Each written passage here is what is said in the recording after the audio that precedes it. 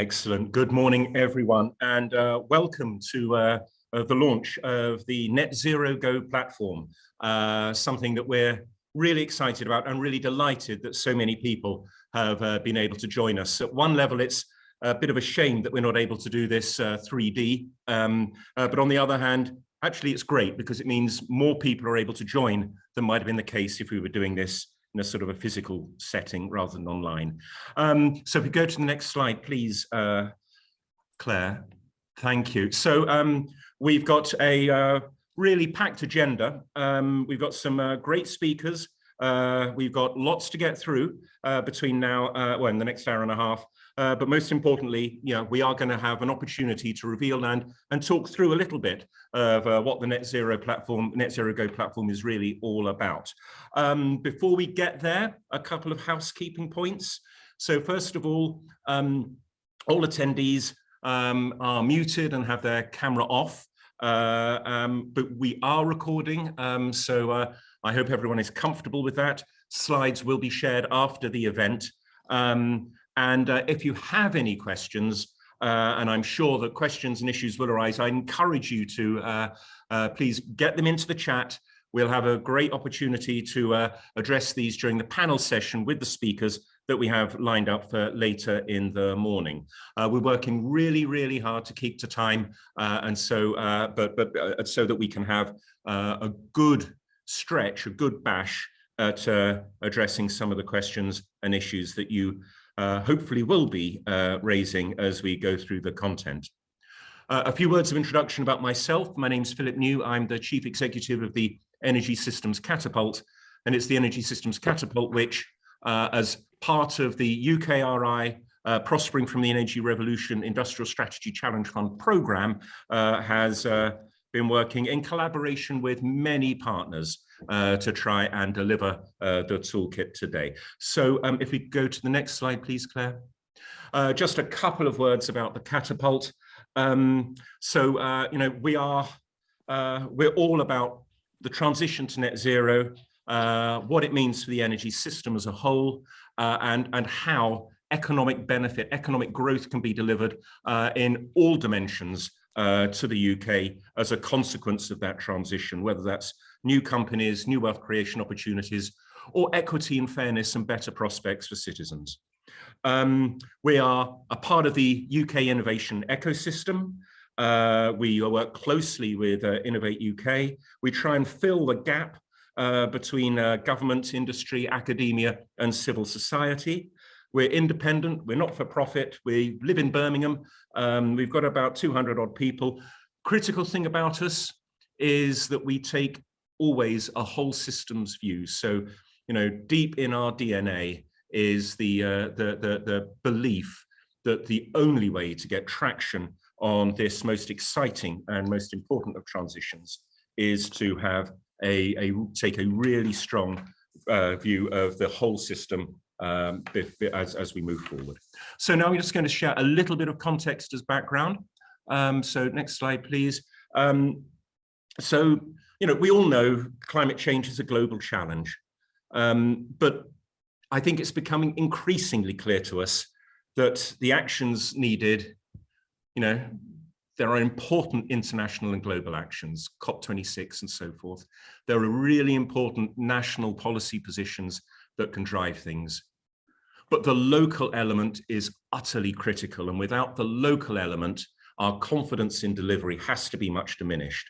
And that's all about making sure that we can really drive the retrofitting of homes, the installation of charging points, delivering the local energy systems that we need, creating the jobs. These all happen in places at a local level. And there's growing consensus that local action is a critical part of the journey. And if anything, I think, the recent events, the tragic horrors that are unfolding in Ukraine at the moment just reinforce the necessity for local action to be able to drive stronger resilience, affordability, independence as we face into a much more challenging future than we had imagined even perhaps a year or a year and a half ago. It's also, I think, fair to say that local is absolutely key to delivering the levelling up agenda.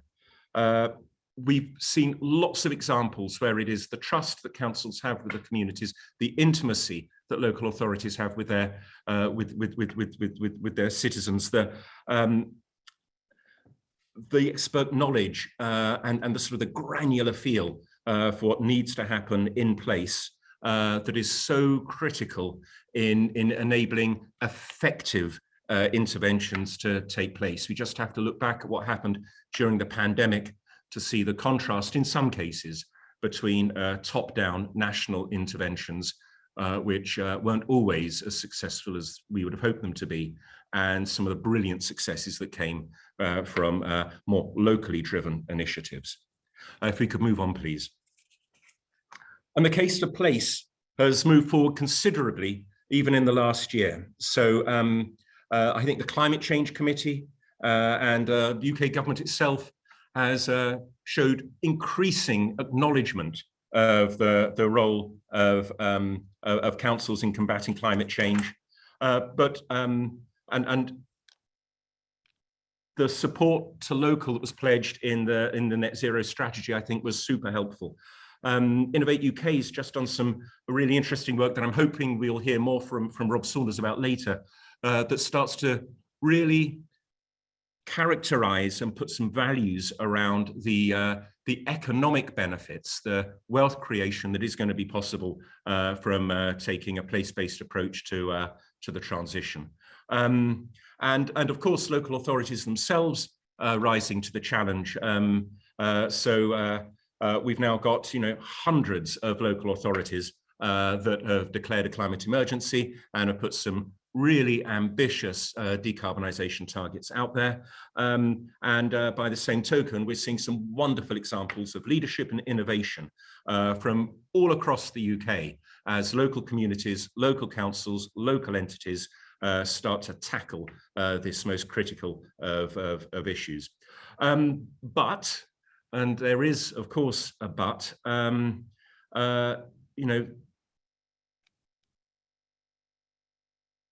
this is always negotiating for space and prioritization in very, very stretched council priority lists.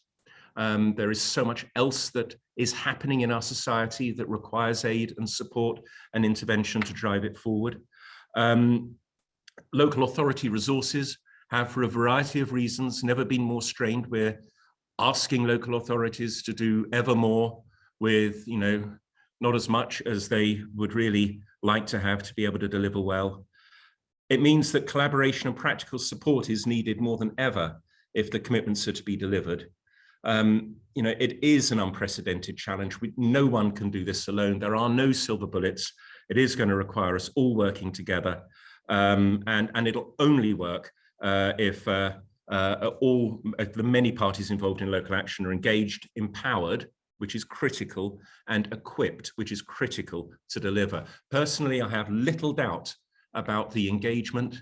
I have more concern about making sure that we have the right empowerment, sense of empowerment to be able to act, and equipment and resources and capacity and capability to be able to intervene effectively. And so if you could move on now then. So, this is why it was felt that something like the Net Zero Go platform would be so important and so helpful. It is here explicitly to help local councils turn these great ambitions into actions in what's going to be, an utterly decisive decade in the journey to net zero. As I said earlier, it's been funded by UKRI. It's been a significant collaborative effort with local authorities and the delivery partners that work so closely with local authorities, and many other bodies beside. The intent is that it helps councils go further and faster in addressing common barriers to realising local energy projects. And that includes how we finance, how we procure, how we overcome some of the resource challenges that we see, and how we really reveal and then leverage and exploit local energy knowledge. The intent is absolutely that this is a practical tool. It gets spades into the ground on low carbon initiatives quicker than would otherwise be the case and more efficiently than would otherwise be the case. The absolute intent is that it helps all councils be able and feel more confident and equipped to be able to move things forward and actually share knowledge and know-how between each other. And so just to reinforce once again this sort of key issue of Net Zero Go being developed with collaboration absolutely at its core.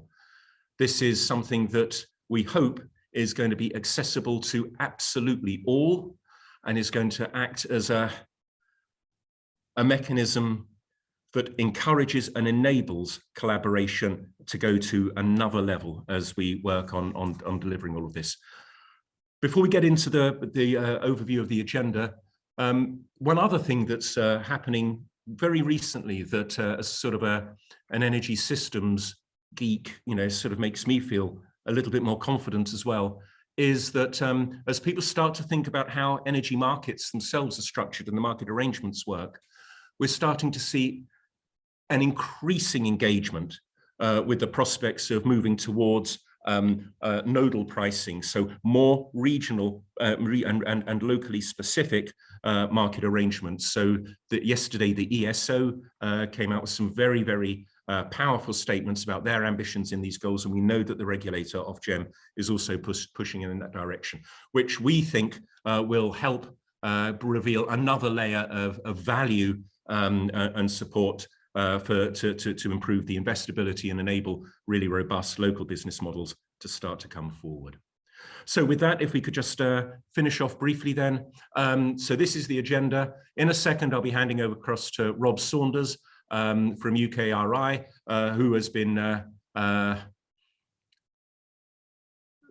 founder, the creator of the Prospering from the Energy Revolution Challenge, and has been heavily engaged and guiding us all the way through the journey from Alpha to Omega.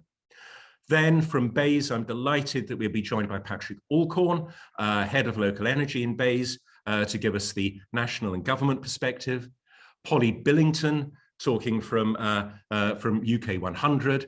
So what's the perspective from partners and local government leaders?